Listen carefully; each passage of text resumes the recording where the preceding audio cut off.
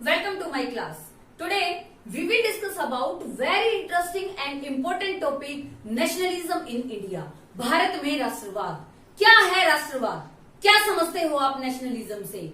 Nationalism, राष्ट्रवाद वो feeling है, वो भावनाएं हैं, वो सेंटिमेंट्स हैं जब लोगों के अंदर एक सोच विकसित होती है कि वो अपने राष्ट्र को अदर नेशन से सुपीरियर समझना स्टार्ट कर देते हैं और उसी राष्ट्र के लिए वो कुछ भी कर गुजरने के लिए तैयार हो जाते हैं. उनके अंदर इसी सोच का विकसित होना, इन्हीं सेंटिमेंट्स का उत्पन्न होना, इसी फीलिंग को कहा जाता है राष्ट्रवाद. भगत सिंह, राजगुरु और सुखदेव, इन महान क्रांतिकारियों की बलिदानी हम सभी को याद है. इनके अंदर जो बलिदानी देने की भावना जागृत हुई, वो भी रिजल्ट था एक नेशनलिज्म का, राष्ट्रवाद का. तो आज का हमारा जो ये टॉपिक है, इसमें हम उन सारे सेंटिमेंट्स, उन सारे इंसिडेंट, उन सारी घटनाओं का जिक्र करेंगे जो कि रिस्पॉन्सिबल हैं किसके लिए, नेशनलिज्म को इंडिया में स्प्रेड करने के लिए. राइट. तो देखिए आज का हमारा जो टॉपिक है 1600 में EIC, ईस्ट इंडिया कंपनी आई भारत में. किस पर्पज से आई? ये आई थी जी व्यापार करने के पर्पज से. जैसे जैसे टाइम बढ़ता गया, ईस्ट इंडिया कंपनी ने क्या चाहा? ईस्ट इंडिया कंपनी ने पूरी इंडिया को अपनी ग्रिप में लेना चाहा. तो देखिए बैटल ऑफ प्लासी हुई 1757 में. बैटल ऑफ प्लासी के बाद बंगाल को पूरी तरह से ब्रिटिशर्स ने कैप्चर कर लिया. फिर इसके बाद 1764 में एक और लड़ाई हुई, एक अनदर बैटल हुई, battle of Buxar. Battle of Buxar के बाद ब्रिटिशर्स ने पूरी इंडिया को अपनी ग्रिप में ले लिया और जो अधूरा काम बैटल ऑफ प्लासी का रह गया था, अब वो 1764 में जाकर पूरा हुआ after the battle of Buxar. तो देखिए after the battle of Buxar जैसे जैसे टाइम बढ़ता गया, 1947 में India became as a free nation. Right. India became as a free nation 1947. तो यहां से यहां तक लोगों ने जो एफर्ट किए, लोगों की जो सोच बनी कि इंडिया जो नेशन है, जो राष्ट्र है, वो हमारा है और इसके ऊपर रूल करने का किसका राइट है? ओनली इंडियंस का, ना कि किसका है? ब्रिटिशर्स का. तो वो सारे इंसिडेंट, वो सारी घटनाएं हमारे आज के टॉपिक में हम डिस्कस करेंगे, जिसका टाइटल क्या है? भारत में राष्ट्रवाद, नेशनलिज्म इन इंडिया.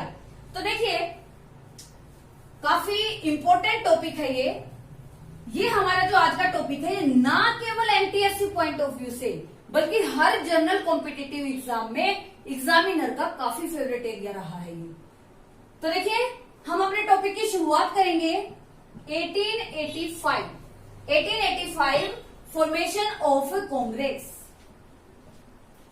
1885 में हुई जी कांग्रेस की स्थापना. आईएनसी में इसको लिखूंगी, इंडियन नेशनल कांग्रेस. इसके जो फाउंडर थे वो थे एक अंग्रेज अधिकारी जिनका नाम था A.O. ह्यूम. राइट. देखिए इंपॉर्टेंट क्वेश्चन बने हैं 1 मार्क्स के. Formation of INC 1885.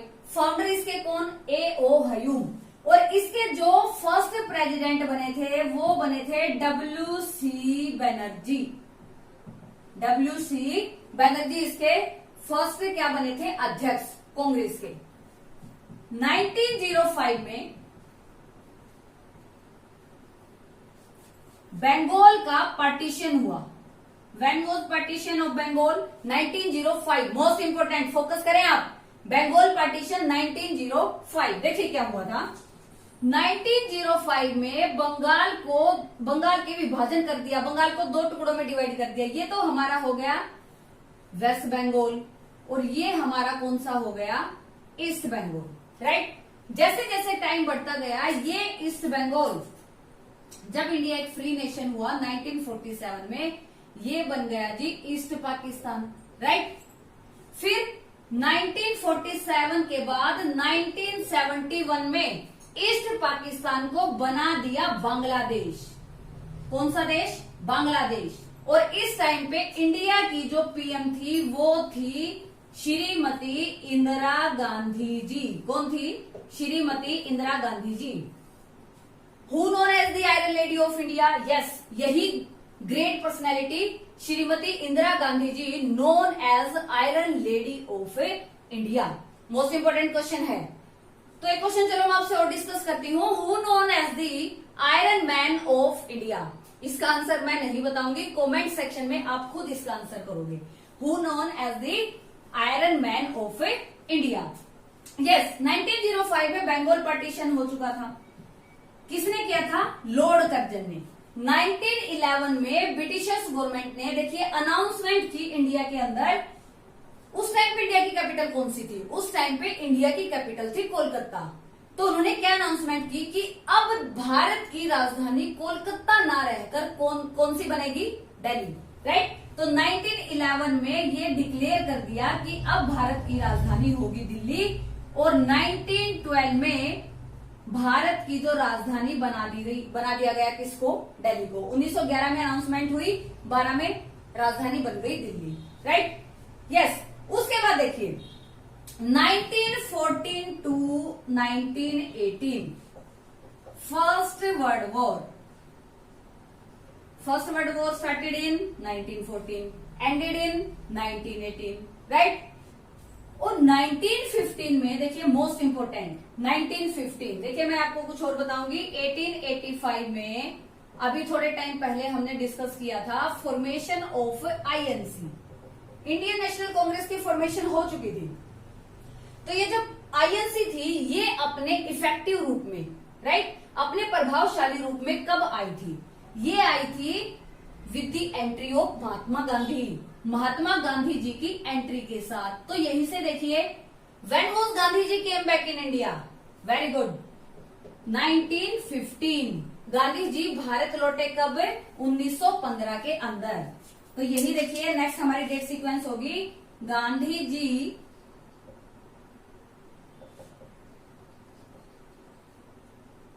Returned in India in 1915 from South Africa से वापस आए गांधी जी 1915 में। वकालत करने के लिए गए थे वहां पर, राइट। तो देखिए जैसे ही गांधी जी भारत वापस आए तो इन्होंने क्या किया? इन्होंने एक आइडिया लॉन्च किया गांधी जी ने, जिस आइडिया का नाम है satyagraha. Satyagraha means search for truth. 1 marks a very important question. What do you mean by Satyagraha? Means search for truth, right? तो देखिए 1914 to 18 फर्स्ट वर्ल्ड वॉर। देखिए सीन क्या था इस दौरान भारत का। 1914-18 में जब फर्स्ट वर्ल्ड वॉर हुआ तो ब्रिटेन ने पार्टिसिपेशन कर रखा था फर्स्ट वर्ल्ड वॉर के अंदर, और इस दौरान इंडिया कॉलोनी थी ब्रिटेन की, राइट। एग्री करते हो आप इन चीजों से? तो क्या हुआ? ब्रिटिशर्स ने कुछ पॉलिसी ऐसी इंपोज की इंडिया के ऊपर जिसकी वजह से भारतीय अंग्रेजों से काफी नाराज हो गए। Custom duty and income tax, इस तरह के जो टैक्स इंट्रोड्यूस हुए थे इंडिया में, वो इंट्रोड्यूस हुए थे during the first world war. और जितने भी विलेजर्स जो यूथ थी उनको जबरदस्ती आर्मी में भर्ती कर लिया था ब्रिटिशर्स गवर्नमेंट ने। तो इससे भी लोग काफी नाराज थे। और जो एसेंशियल गुड्स थी, डेली रूटीन की जो चीजें थी, उनके जो प्राइस थे वो डे बाय डे क्या हो गए थे? डबल और ट्रिपल हो गए थे। और ये वही टाइम था, इस दौरान सूखा भी पड़ा था और महामारियां भी, एपिडेमिक महामारी भी फैलने लगी थी इंडिया के अंदर। तो लोग वैसे ही परेशान थे। सूखा पड़ने की वजह से तो फूड क्रॉप थी जो पूरी तरह से खराब हो चुकी थी। महामारी फैलने की वजह से वैसे ही लोग परेशान थे, काफी संख्या में लोग मर रहे थे। और ऊपर से डे बाय डे महंगाई बढ़ रही थी, इनकम का सोर्स नहीं था, जबरदस्ती भर्ती किया जा रहा था। कस्टम ड्यूटी, इनकम टैक्स नाम के जो टैक्स थे इंडियंस के ऊपर इम्पोज कर दिए थे। तो भारतीय इन चीजों से काफी नाराज हुए। लेकिन ब्रिटिशर्स ने एक प्रॉमिस किया इस टाइम पर। वो प्रॉमिस क्या था कि जैसे ही फर्स्ट वर्ल्ड वॉर एंड होगा ना, तो ये जो रेट डबल और ट्रिपल हुए ना, ये दोबारा से नॉर्मल हो जाएंगे। बट हुआ क्या? 1918 में जैसे ही फर्स्ट वर्ल्ड वॉर एंड हुआ, ऐसा कुछ भी नहीं हुआ। ऐसे ही महंगाई थी, ऐसे ही टैक्स इम्पोजिशन था, राइट। तो देखिए 1915 Gandhi ji return in India, सत्याग्रह का आइडिया उन्होंने स्टार्ट किया। पूरी इंडिया में विजिट किया गांधी जी ने, देश के कोने कोने कोने में जाकर उन्होंने देखा कि क्या हाल है भारतीयों का।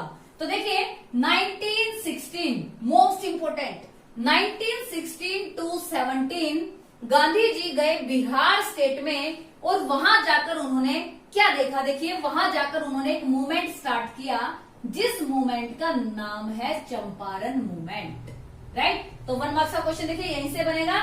When was Champaran movement started? 1916 to 17 under the leadership of Mahatma Gandhi. देखिए क्यों था ये मूवमेंट? ब्रिटिशर्स गवर्नमेंट ने चंपारण के जो पीजेंट्स थे ना उनसे फोर्सफुली इंडिगो प्लांटेशन करवाते थे, नील की खेती। बट यहाँ के जो फार्मर्स थे वो क्या चाहते थे? वो चाहते थे राइस कल्टीवेशन, राइट। तो उन्होंने under the leadership of Mahatma Gandhi indigo plantation को, इंडिगो कल्टीवेशन को अपोज किया। किस मूवमेंट के थ्रू? चंपारण मूवमेंट। कब स्टार्ट हुआ? 1916 to 17, राइट। देखिए 1917 में एक अनदर मूवमेंट और स्टार्ट हुआ इंडिया के अंदर under the leadership of Mahatma Gandhi, Kheda movement. Gujarat में है खेड़ा। खेड़ा के जो पीजेंट्स थे उनके ऊपर ब्रिटिशर्स गवर्नमेंट ने टैक्स इंपोज कर रखा था, तो वो भी ब्रिटिशर्स की इस पॉलिसी से काफी नाराज थे। उन्होंने भी खेड़ा मूवमेंट के थ्रू अपनी अपोजिशन को जाहिर किया। 1918 में देखिए क्या हुआ। 1918 में अहमदाबाद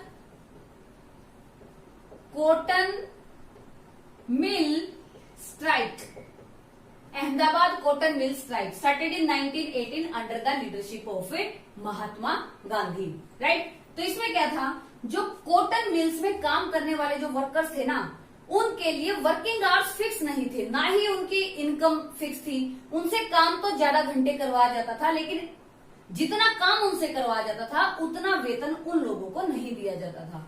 तो ये भी ब्रिटिशर्स गवर्नमेंट से नाराज हो गए और इन्होंने भी अपना अपोजिशन, अपनी नाराजगी दिखाई through the Ahmedabad cotton mill strike started in 1918, right. तो देखिए एक बार क्विक रिवीजन करेंगे। 1885 formation of INC, founder A.O. हयूम, W.C. Banerjee first अध्यक्ष। 1905 बंगाल पार्टीशन, 1911 में दिल्ली कैपिटल बनेगी और 12 में उसको बना दिया। 14 to 18 first world war. 1915 Gandhi ji return in India और कौन सा आइडिया स्प्रेड किया? Idea search for truth, Satyagraha. 1617 Champaran movement, किसके खिलाफ? Indigo. 1917 Kheda movement. 1918 Ahmedabad cotton mill strike. ये तीनों के तीनों जो मूवमेंट थे वो किसकी अंडरशिप थे? Under the leadership of Mahatma Gandhi. तो देखिए मार्च 1919 में इंडिया में ब्रिटिशर्स गवर्नमेंट ने, तो देखिए ये जो सारे हमने इंसिडेंट किए ना, इन इंसिडेंट से आप पता लगा सकते हो कि कैसे लोग day by day Britishers government को अपोज करने के लिए तैयार हो रहे थे। तो धीरे धीरे देखिए वही सेंटिमेंट्स, वही भावनाएं लोगों में विकसित हो रही हैं जो रिस्पॉन्सिबल साबित होंगी किसके लिए? नेशनलिज्म के लिए, राष्ट्रवाद के लिए। तो देखिए मार्च 1919 में क्या हुआ? मार्च 1919 में ब्रिटिशर्स गवर्नमेंट ने इंडिया के अंदर एक एक्ट पास किया जिसका नाम था Rowlatt Act, right. When was Rowlatt Act passed in India? March 1919। और देखिए मार्च 1919 में इंडिया के अंदर खिलाफत कमेटी का गठन किया गया। कौन सी कमेटी? खिलाफत कमेटी का गठन किया गया। अब देखिए खिलाफत कमेटी क्या थी? खिलाफत कमेटी का जो गठन किया गया था by the Ali brothers, Muslims थे ये, मोहम्मद अली एंड शौकत अली, अली ब्रदर्स के नाम से फेमस, राइट। मुस्लिम्स ने किया था खिलाफत कमेटी का गठन मार्च 1919 में, मोहम्मद अली और Shaukat Ali by the Ali brothers. अब देखिए खिलाफत कमेटी का गठन क्यों किया गया था? अभी थोड़े टाइम पहले हमने फर्स्ट वर्ल्ड वॉर का जिक्र किया था। During the first world war Britain ने, क्योंकि ब्रिटेन का पार्टिसिपेशन था, ब्रिटेन ने ओटोवन एम्पायर का जो खलीफा था उसको इंसल्टेड किया था। अब खलीफा क्या है?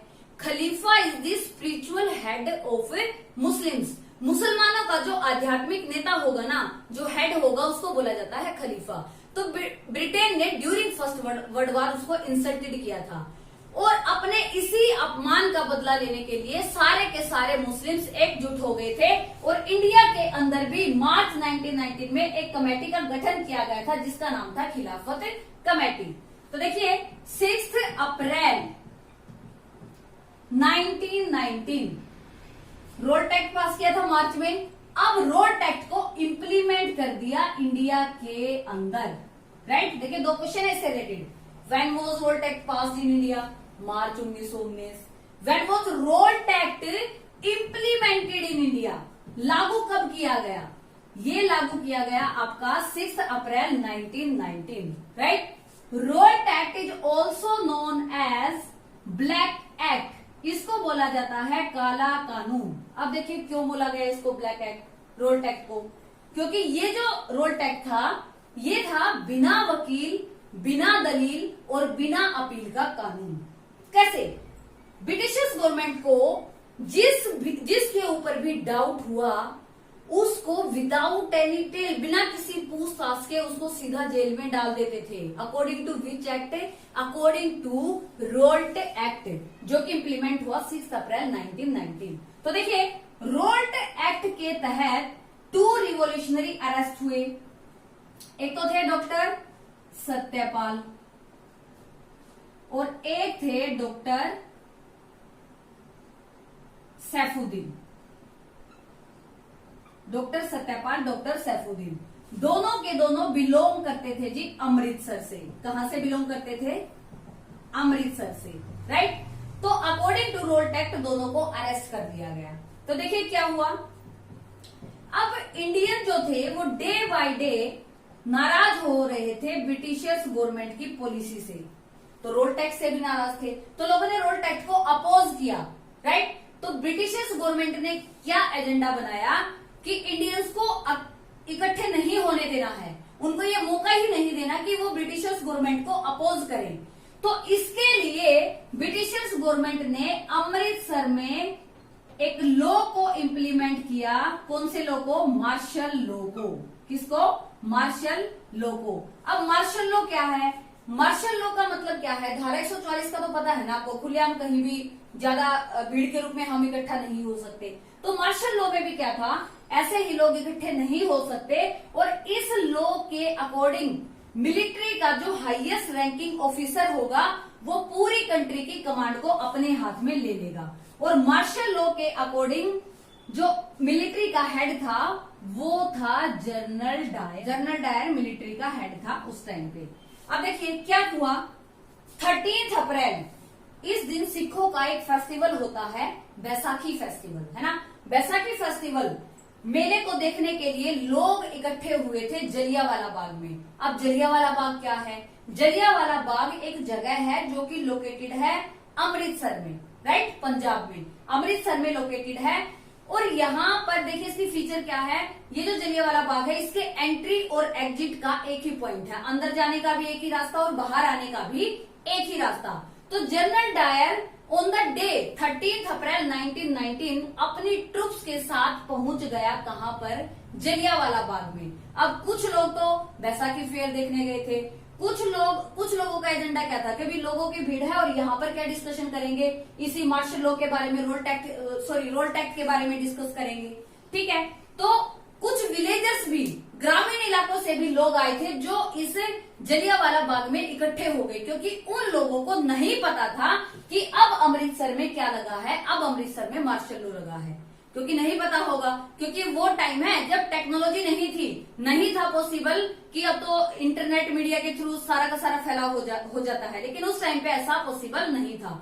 और ऐसा भी नहीं होगा कि घर घर जाएंगे, गांव गांव में जाएंगे और लोगों को अवेयर करेंगे कि मार्शल लॉ लगा हुआ है इंडिया के अंदर। ऐसा था क्या पॉसिबल? नहीं था पॉसिबल।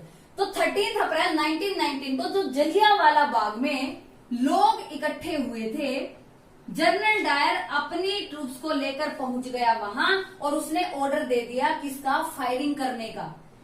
उसकी फायरिंग की वजह से लोगों में मच गई भगदड़। तो काफी संख्या में तो लोग भगदड़ मचने की वजह से मारे गए और काफी संख्या में लोग गोलियां लगने की वजह से मारे गए। आज भी जलियांवाला बाग की जो दीवार है उसमें गोलियों के निशान हैं। तो ये जलियांवाला बाग जो इंसिडेंट हुआ, ये मास्केयर हुआ, ये मास्केयर हुआ happened on 13 April 1919। Most important, when वो Jallianwala Bagh मास्केयर happened on 13 April 1919। ये एक ब्लडी इंसिडेंट हुआ इंडियन हिस्ट्री के अंदर। काफी संख्या में लोग मारे गए। इसके अंदर एक कुआं है, कहा जाता है कि वो कुआं भी लाशों से भर गया था, इतनी संख्या में लोग मारे गए थे। तो ब्रिटिश गवर्नमेंट ने एक रिपोर्ट तैयार करवाई थी जलियांवाला बाग मास्केयर के ऊपर। उन्होंने रिपोर्ट में क्या लिखा था कि near about 500 people were injured and 600 people were died, but ऐसा नहीं था। According to Indian report 1200 people were died during this incident and 1100 people were injured during Jallianwala Bagh massacre. काफी ब्लडी इंसिडेंट रहा है ये इंडियन हिस्ट्री के अंदर। और इसी इंसिडेंट के दौरान उधम सिंह, जो कि क्रांतिकारी रहे हैं भारत के, उनका पूरा परिवार बर्बाद हो गया इस घटना के दौरान। और उधम सिंह ने यहीं से कसम खाई कि मैं जनरल डायर को मारूंगा, और वो इसी अपनी कसम को पूरा करने के लिए पहुंच गए लंदन, और लंदन के कैंगस्टन हॉल में जाकर जनरल डायर को गोली मार दी, यहीं पर मार दिया। राइट, तो देखिए 6 अप्रैल 1919 Rowlatt Act also known as Black Act. इसके तहत 2 क्रांतिकारी अरेस्ट किए, डॉक्टर सत्यपाल, डॉक्टर सैफुद्दीन, जो कि अमृतसर से बिलोंग करते थे। मार्शल लॉ अमृतसर में लागू कर दिया। हेड कौन थे? जनरल डायर, मिलिट्री का हाईएस्ट रैंकिंग ऑफिसर इसको अपने कंट्रोल में लेगा। तो उसने गोलियां बरसवा दी, और ये जो हत्याकांड हुआ ये हुआ जलियांवाला बाग मास्केयर, जो कि हुआ 13 अप्रैल 1919 को। तो देखिए 13 अप्रैल 1919 के बाद सितंबर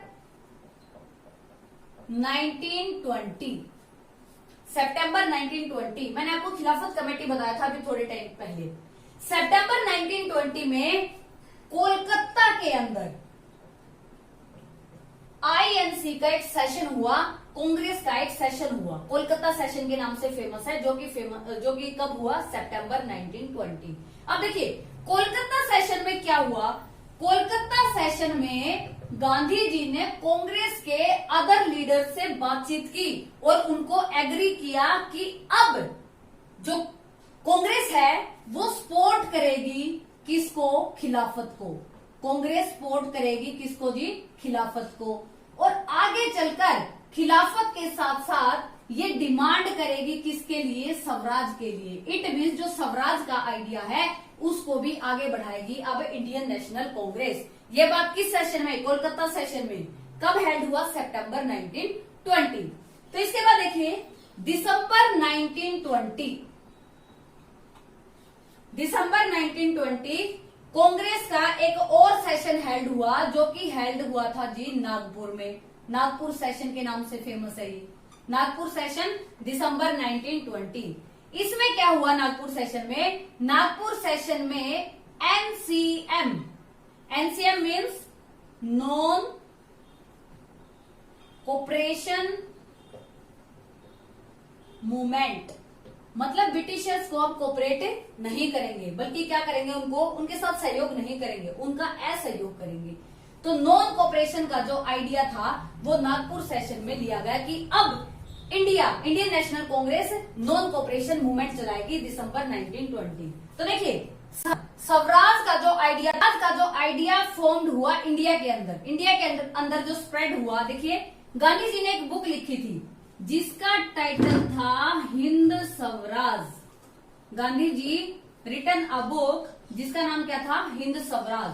और ये जो बुक राइट की थी 1909 में। इस बुक की थीम क्या थी? गांधी जी ने अपनी इस बुक में लिखा था कि इंडियंस जब तक गुलाम हैं अंग्रेजों के, कब तक? जब तक वो उनकी पॉलिसी के साथ कोऑपरेट कर रहे हैं। जिस दिन से भारतीय ब्रिटिशर्स को कोऑपरेट करना बंद कर देंगे, मेरी गारंटी है 1 साल के अंदर अंदर India as a free nation declare हो जाएगा। ये आइडिया स्प्रेड किया था गांधी जी ने अपनी कौन सी बुक? हिंद स्वराज, जो कि लिखी गई थी 1909 के अंदर। राइट, तो देखिए क्या हुआ फिर इसके बाद गांधी जी का जो नॉन कोऑपरेशन मूवमेंट था 1921 में नॉन कोऑपरेशन और खिलाफत मूवमेंट चल पड़े थे।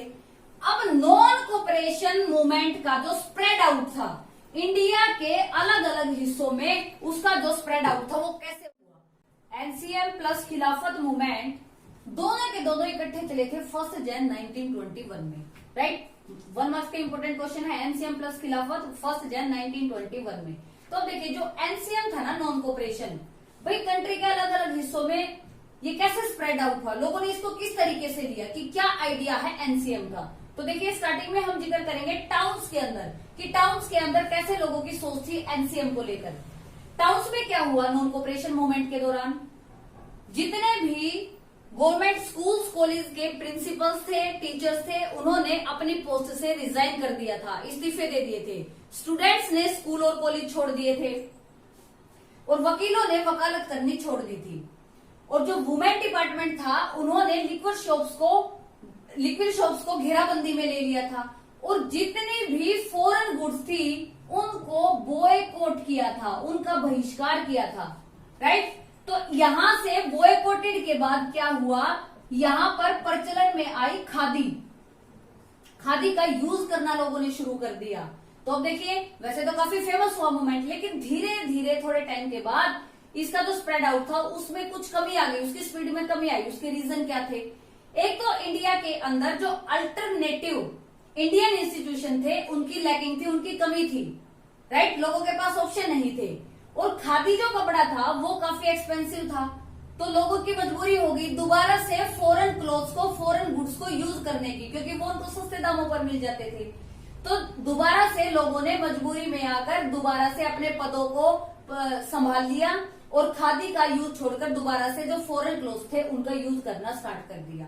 ये टाउन्स के अंदर सीन था। कंट्री साइड, ग्रामीण जो इलाके थे भारत के, उसके अंदर क्या सीन था, बाबा रामचंद्र सन्यासी जो कि बिलोंग करते थे अवध से, और ये एक इंडेंचर्ड लेबर के रूप में काम करके आए थे। अब इंडेंचर्ड लेबर क्या होता है, ये होता है कि बॉन्डिंग लेबर, कम से कम 5 साल के लिए किसी मजदूर को ले गया कोई मालिक, और वो उसको अपनी मर्जी के अकॉर्डिंग काम करवाएगा, और ना ही बीच में अपनी फैमिली से वो बंदा मिल सकता है। काफी दुखों भरी लाइफ होती है इंडेंचर्ड लेबर की। तो बाबा रामचंद्र सन्यासी कंट्री साइड से बिलोंग करते थे। ग्रामीण इलाकों ने कैसे लिया, उनकी सोच थी कि एनसीएम के बाद उनके ऊपर जो लगान लगा है ना, वो लगान अब, वो टैक्स अब खत्म हो जाएंगे। अवध किसान सभा, most important, Baba Ramchandra Sanyasi plus Pandit Jawaharlal Nehru ji ने अवध किसान सभा की फॉर्मेशन की 1921 में। Most important question, when was Awadh Kisan Sabha formed, 1921, formed by Pandit Jawaharlal Nehru and Baba Ramchandra Sanyasi. तो इस तरीके से ग्रामीण इलाकों में लोगों की सोच थी एनसीएम को लेकर। नेक्स्ट, ट्राइब्स इन आंध्र प्रदेश। आंध्र प्रदेश के जो ट्राइब्स थे उनकी सोच क्या थी। अब जो ट्राइबल कम्युनिटी थी ना, आपने देखा है कि ब्रिटिश गवर्नमेंट ने इंडिया के अंदर फॉरेस्ट लॉ को इम्प्लीमेंट कर दिया था। अब फॉरेस्ट लॉ के इम्प्लीमेंटेशन का मतलब क्या था, भाई कोई भी ट्राइबल कम्युनिटी कोई भी अपनी मर्जी से फॉरेस्ट के अंदर एंट्री नहीं कर सकते, ना ही वहां से लकड़ियां इकट्ठी कर सकते हैं, ना ही वहां से फलों को इकट्ठा किया जा सकता है, प्लस ना ही अपने पशुओं को ग्रेजिंग के लिए फॉरेस्ट में ले जाया जा सकता है। तो ये जो ट्राइब्स थे ना, इन ट्राइब्स को क्या महसूस हुआ कि इनके जो ट्रेडिशनल राइट्स हैं वो अब अंग्रेजी सरकार ने छीन लिए हैं, ब्रिटिश गवर्नमेंट ने डिनाई कर दिए हैं ट्रेडिशनल राइट्स ट्राइब कम्युनिटी के। तो यहीं से देखिए एक फेमस पर्सनैलिटी अलूरी सीताराम राजू, जो कि आंध्र प्रदेश की गुडेम हिल्स से बिलोंग करते थे। गुडेम हिल्स में रहने वाले ट्राइबल कम्युनिटी के लीडर थे अलूरी सीताराम राजू, जो कि फॉलोवर थे महात्मा गांधी जी के। और इन्होंने क्या आइडिया स्प्रेड किया, इन्होंने लोगों को अवेयर किया कि वो सपोर्ट करें किसको, एनसीएम को, नॉन कोऑपरेशन मूवमेंट को सपोर्ट करें, और अपनी कंट्री को फ्री करवाने के लिए एफर्ट करें, शराब नहीं पीनी चाहिए, इस तरह के सोसाइटी में इन्होंने फैलाव किया अच्छे आइडियाज का। और ये जो गुडेम हिल्स की जो ट्राइबल कम्युनिटी थी, ये माहिर थे गुरिल्ला वारफेयर में। गुरिल्ला वारफेयर क्या है, भाई कोई बंदा आया तो उसके ऊपर पीछे से एकदम से अटैक कर दिया, और अटैक करके फिर जल्दी से जल्दी छुप जाना, मतलब पता भी नहीं लगेगा किसने अटैक किया है, किसने अटैक नहीं किया। तो ये है गुरिल्ला वारफेयर। तो अलूरी सीताराम राजू को 1924 में ब्रिटिश गवर्नमेंट ने पकड़ लिया और एग्जीक्यूट कर दिया, फांसी पर चढ़ा दिया अलूरी सीताराम राजू को। स्वराज इन प्लांटेशन, नेक्स्ट है देखिए Swaraj in plantation. Swaraj in plantation plantation क्या है? बागानों की खेती, मतलब जो टी प्लांटेशन है, कॉफी प्लांटेशन है। अब इन प्लांटेशन फार्म में जो काम करते थे वर्कर, वो मोस्टली बिलोंग करते थे बिहार से और यूपी से। प्लांटेशन फार्म्स में काम करने के लिए इंडिया में देखो एक एक्ट पास हुआ था, इनलैंड इमिग्रेशन एक्ट, जो कि पास हुआ था 1859 में। इस एक्ट के तहत क्या था, कोई भी वर्कर अपनी मर्जी से बागानों को छोड़कर नहीं जा सकता। लेकिन एनसीएम आया तो इन जो प्लांटेशन में जो वर्कर काम करते थे, उन्होंने अपनी सोच क्या बना ली, उन्होंने अपनी अथॉरिटी को अपोज करना शुरू कर दिया और उन बागानों को छोड़कर वहां से भाग गए। कुछ तो घर पहुंच गए, लेकिन रेलवे और स्टीमर की हड़ताल थी उस दौरान। स्ट्राइक होने की वजह से कुछ लोग रास्ते में फंस गए और ब्रिटिशर्स गवर्नमेंट ने उनको पकड़ लिया और बुरे तरीके से उनकी पिटाई की। राइट, तो ये क्या था, ये एनसीएम का स्प्रेड आउट था कंट्री के अलग अलग हिस्सों में।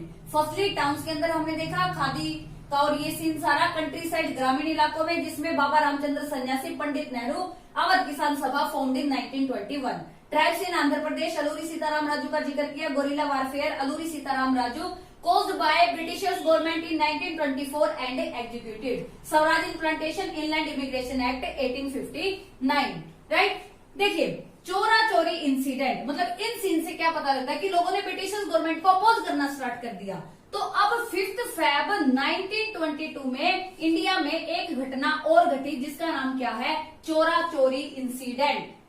देखिए दो वर्ड है, चोरा चोरी, 1922, यहां पर भी दो हैं। ये इस तरह के लॉजिक है, लॉन्ग टाइम तक मेमोरी में फीड हो जाएगी ये डेट सीक्वेंस।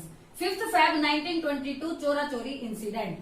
यूपी के गोरखपुर डिस्ट्रिक्ट में पुलिस स्टेशन में आग लगा दी और उस आग के लगने से 22 पुलिसकर्मी जिंदा जलकर मर गए। इस हिंसक घटना के बाद गांधी जी ने जो एनसीएम था ना, एनसीएम को विड्रॉल कर दिया, एनसीएम की कॉलिंग ऑफ कर दी।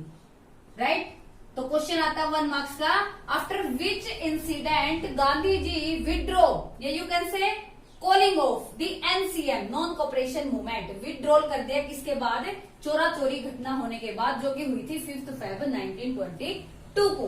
अब देखिए 1923 भारत में स्वराज पार्टी की फॉर्मेशन हुई, formed of Swaraj party formation इन 1923। इसकी जो फॉर्मेशन की, वो फॉर्मेशन की थी CR दास प्लस मोतीलाल नेहरू। क्वेश्चन को गलत करते हो आप लिखते हो पंडित जवाहरलाल नेहरू। फोकस करें इस क्वेश्चन के ऊपर, मोस्ट इंपोर्टेंट। तो यहाँ पर पंडित जवाहरलाल नेहरू नहीं है, कौन है, मोतीलाल नेहरू, जो कि पंडित जवाहरलाल नेहरू जी के फादर हैं। Right, Swaraj party formed in 1923, formed by CR Das plus Motilal Nehru. 1925 Kakori कांड, भारत का एक क्रांतिकारी दल ने यूपी में चलती हुई ट्रेन को लूट लिया। जो घटना किस नाम से फेमस हुई, काकोरी कांड से। राइट, तो देखिए धीरे धीरे वो सारे इंसिडेंट, वो सारी घटनाएं हम डिस्कस कर रहे हैं, जिसकी वजह से इंडियंस लोगों के माइंड में एक फीलिंग, कुछ सेंटिमेंट्स, कुछ भावनाएं बढ़ी हैं, किसको लेकर, अपनी कंट्री को लेकर। तो अब नेशनलिज्म का स्प्रेड धीरे धीरे इंडियन सोसाइटी में डे बाय डे क्या हो रहा है, इंक्रीज। तो देखिए स्वराज पार्टी मतलब अपना राज, स्वराज पार्टी की फॉर्मेशन हो चुकी है 1927 में इंडिया में एक कमीशन आया जिसका नाम था साइमन कमीशन। क्या नाम था, Simon commission. Simon commission for India में आया नहीं, इसका गठन किया गया 1927 में। साइमन कमीशन का गठन किया गया 1927 में। टोटल इसमें 7 मेंबर्स थे, सातों के सातों थे ब्रिटिशर्स, और इसके जो हेड थे वो थे sir John Simon. John Simon इसके हेड थे, इन्हीं के नाम पर इसका नाम पड़ा था साइमन कमीशन। और 1928 में Simon Commission arrived in India. Most important question, when वो Simon Commission arrived in India, तो आंसर क्या होगा 1928। भारत पहुंच गया 1928 के अंदर। अब 1928 में जब साइमन कमीशन भारत आया तो लोगों ने साइमन कमीशन को प्रोटेस्ट किया, उसको अपोज किया। उसका रीजन क्या था, एक तो सारे के सारे मेंबर क्या थे, सारे के सारे मेंबर थे जी ब्रिटिशर्स, अंग्रेज थे, गोरे थे। राइट, और ये एक रीजन था। तो दूसरा रीजन क्या था इसको अपोज करने का, भाई अंग्रेज हमारे लिए क्या काम करेंगे, अंग्रेजों से तो हम पहले ही परेशान हैं। तो ये रीजन था इसको अपोज करने का। जब ये अराइव हुआ तो लोगों ने इसी रीजन की वजह से प्रोटेस्ट किया, अपोज किया, यूज करके slogan go back Simon, Simon go back, Simon commission वापस जाओ, गो बैक साइमन के नारे लगाए लोगों ने और ब्लैक फ्लैग दिखाकर प्रोटेस्ट किया साइमन कमीशन को। तो इस तरह से लोगों के प्रोटेस्ट को देखते हुए ब्रिटिशर्स गवर्नमेंट ने लाठी चार्ज का ऑर्डर कर दिया। उस लाठी चार्ज के दौरान लाला लाजपत राय जी के सिर में लगी लाठी और थोड़े से टाइम के बाद, कुछ दिनों के बाद लाला लाजपत राय जी की हो गई मृत्यु। राइट, तो ये 1928 में Bharat go back Simon slogan use करके काले झंडे दिखाए, लोगों ने प्रोटेस्ट किया, लाठीचार्ज करवा दिया ब्रिटिशर्स गवर्नमेंट ने। लाला लाजपत राय जी की इस घटना के बाद हो गई मृत्यु। ठीक है, तो फिर यहां से लाला लाजपत राय जी की मृत्यु का बदला लिया भगत सिंह ने सैंडर्स को गोली मारकर। राइट, अब 1928 में देखिए, 1928 में इंडिया के अंदर बारदोली सत्याग्रह हुआ। अब बारदोली सत्याग्रह क्या था? बारदोली नाम की जो जगह है, उस जगह की जो वुमेन्स थी ना, उन वुमेन्स ने वल्लभ भाई पटेल जी को सरदार का टाइटल दिया। उन्होंने वल्लभ भाई पटेल जी को सरदार कहकर पुकारा। राइट, तो 1 मार्क्स का क्वेश्चन बनता है कि सरदार पटेल जी को सरदार की उपाधि किसने दी? बारदोली की वुमेन्स ने, जो कि कब हुआ था बारदोली सत्याग्रह? 1928 में। तो देखिए 1928 में जब साइमन कमीशन को अपोज कर दिया तो इस टाइम पे इंडिया के जो मंत्री, भारत मंत्री थे वो थे एमरी। अब एमरी ने क्या किया? एमरी ने इंडियंस को चैलेंज किया कि तुम लोग प्रोटेस्ट तो कर रहे हो, अपोज तो कर रहे हो, लेकिन तुम्हारे पास क्या ऐसी पॉलिसी, ऐसे रूल्स रेगुलेशन है कि तुम इंडिया को खुद ही रूल कर सकते हो? तो इस चैलेंज को एक्सेप्ट किया मोतीलाल नेहरू जी ने और उन्होंने अपनी कुछ पॉलिसी, अपने रूल्स रेगुलेशन बनाए और जो अंग्रेजों को दिखाए कि यस, इंडियन कॉन्स्टिट्यूशन इस तरीके का होगा। और यही जो एजेंडा उनका तैयार किया मोतीलाल नेहरू जी ने, वो फेमस हुई नेहरू रिपोर्ट। किस नाम से फेमस हुई? नेहरू रिपोर्ट 1928 में। अब देखिए 1929 का जो ईयर है उसको बोला जाता है ग्रेट इकोनॉमिक डिप्रेशन, आर्थिक महामंदी का दौर। फिर क्या हुआ? दिसंबर 1929, मोस्ट इंपोर्टेंट, दिसंबर 1929 में कांग्रेस का एक सेशन हुआ जो कि हुआ जी लाहौर में। और किस नाम से famous? Lahore session. Lahore session के जो अध्यक्ष थे वो थे पंडित जवाहरलाल नेहरू जी। उन्होंने अपनी अध्यक्षता में क्या कहा कि अब INC, Indian national Congress effort करेगी किसके लिए? पूर्ण स्वराज के लिए। अब हमें ब्रिटिशर्स का राज नहीं चाहिए, अब हमें क्या चाहिए? अब हमें चाहिए पूर्ण स्वराज। क्या चाहिए? पूर्ण स्वराज। भाई पूर्ण स्वराज चाहिए। ये रेजोल्यूशन पास कर दिया लाहौर सेशन, जो कि हुआ था दिसंबर 1929 में। और इसी के साथ क्या अनाउंसमेंट की कि अगले ही साल, इट मीन्स दिसंबर है, देखो अगले ही साल मतलब जनवरी में इंडिया अपना फर्स्ट फ्रीडम डे सेलिब्रेट करेगा। और वो किया भी first freedom day celebrate. First freedom day celebrate किया 26 Jain 1930। Right, most important question. 26 जनवरी 1930 को इंडिया ने अपना प्रथम स्वाधीनता दिवस मनाया, जो कि लाहौर सेशन में पूर्ण स्वराज की जो डिमांड थी, जो रेजोल्यूशन था, जो मांग की थी, उसके लिए मनाया गया था। और नेहरू जी ने ना इस सेशन में एक बात और बोली। वो बात क्या थी कि अब हम ब्रिटिशर्स को क्या करेंगे? ओबे नहीं करेंगे, बल्कि क्या करेंगे? डिसओबे। और इसी इंटेंशन के साथ आईएनसी एक और मूवमेंट चलाएगी अगले ही साल, मतलब जनवरी से। राइट, वो मूवमेंट कौन सा होगा? CDM, civil disobedience movement, under the leadership of Mahatma Gandhi. Right, ये भी बात इसी सेशन में बोल दी गई। तो देखिए अब 12 मार्च 1930 सीडीएम की शुरुआत करनी थी। भाई अंग्रेजों को अब हम ओबे नहीं करेंगे, उनको करेंगे डिसओबे। तो अब अपने सीडीएम का सिंबल बनाया गांधी जी ने सोल्ट को, नमक को। नमक के ऊपर ब्रिटिशर्स गवर्नमेंट ने टैक्स इंपोज कर रखा था। तो अब ब्रिटिशर्स गवर्नमेंट को हम नमक के ऊपर टैक्स नहीं देंगे। कैसे नहीं देंगे? हम इसके लिए अपना खुद का नमक बनाएंगे। तो 12 मार्च 1930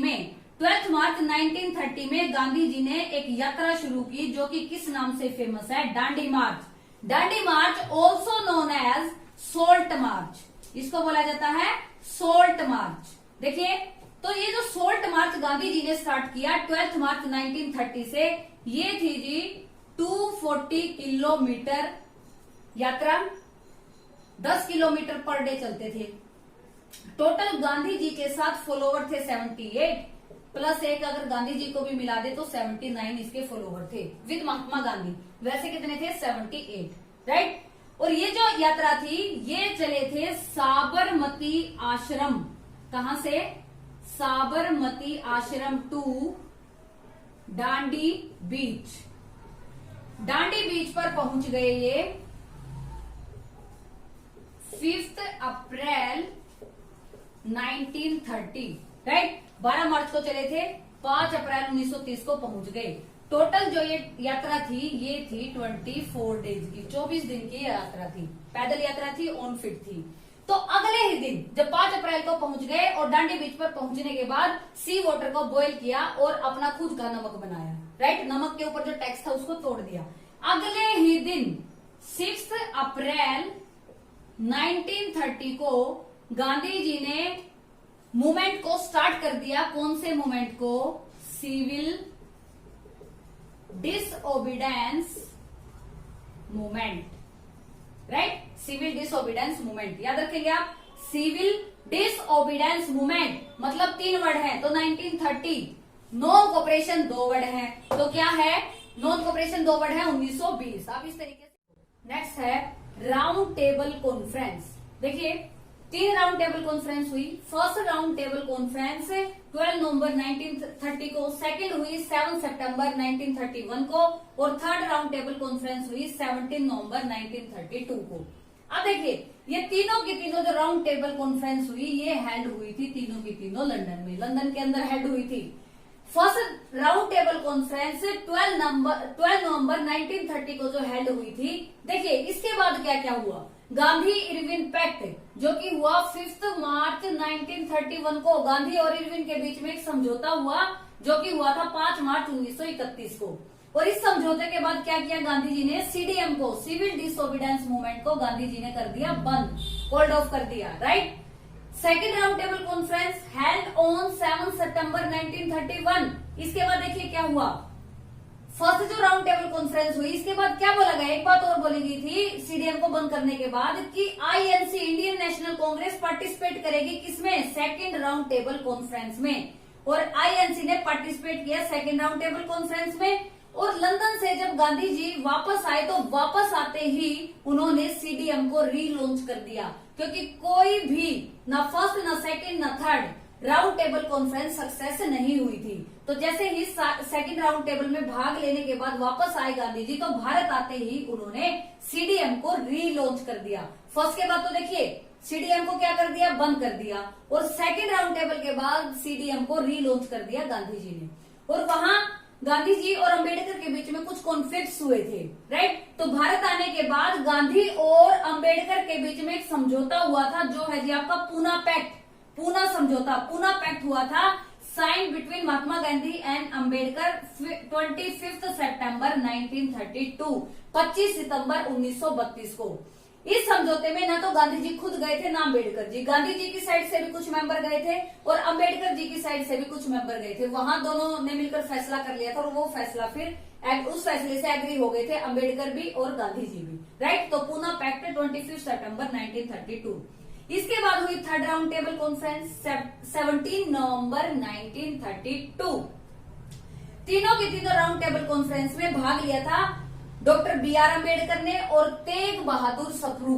ये दो ऐसी पर्सनैलिटी जिन्होंने तीनों राउंड टेबल कॉन्फ्रेंस में भाग लिया था, राइट। तो ये फर्स्ट राउंड, सेकंड और third round table conference, right. इसके बाद देखिए 1935 एक्ट जिसको बोला जाता है act of Indian government, act of Indian government also known as mini constitution of India, Bharat का लघु संविधान भी बोला जाता है, मिनी कॉन्स्टिट्यूशन ऑफ इंडिया। और 42nd जो अमेंडमेंट है उस अमेंडमेंट को भी बोला जाता है भारत का लघु संविधान। एक्ट ऑफ 1935 और 42nd अमेंडमेंट को बोला गया है भारत का लघु संविधान। मोस्ट इंपोर्टेंट क्वेश्चन, नेक्स्ट देखिए 8 अगस्त 1942 को क्विट इंडिया मूवमेंट को लॉन्च किया। कब? 8 अगस्त 1942। Very important question. और अगले ही दिन 9 अगस्त 1942 को क्विट इंडिया मूवमेंट को कर दिया स्टार्ट। किसने स्टार्ट किया? लीडर कौन थे? महात्मा गांधी, राइट। 8 को कर दिया लॉन्च, 9 अगस्त 1942 को क्या कर दिया? स्टार्ट कर दिया ये मूवमेंट। 1946 को कैबिनेट मिशन आया Bharat. When was cabinet mission arrived in India? In 1946। इसका आंसर रहेगा मोस्ट इंपोर्टेंट। क्या था ये देखिए, फिर एक सेकंड के बाद मैं आपको बताऊंगी। देखिए 3 जून 1947 का ये प्लान था और 18 जुलाई 1947 का, ये दो प्लान थे। देखिए 3 जून 1947 का जो प्लान था, इस प्लान के तहत भारत और पाकिस्तान का हुआ विभाजन, right. Partition of India and Pakistan according to which plan? 3 जून 1947 के प्लान के तहत भारत और पाक का हो गया विभाजन।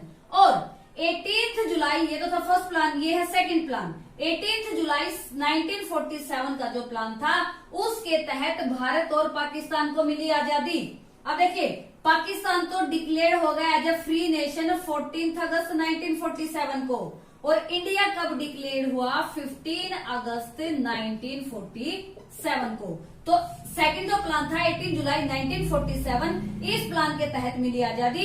इंडिया फ्री नेशन 15 अगस्त 1947 को और पाकिस्तान एक फ्री नेशन 14 अगस्त 1947 को।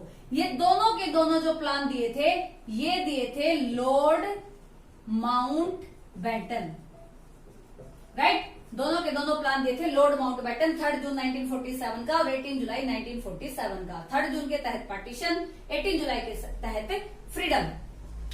नवंबर 1949 इंडियन कॉन्स्टिट्यूशन कंप्लीटेड।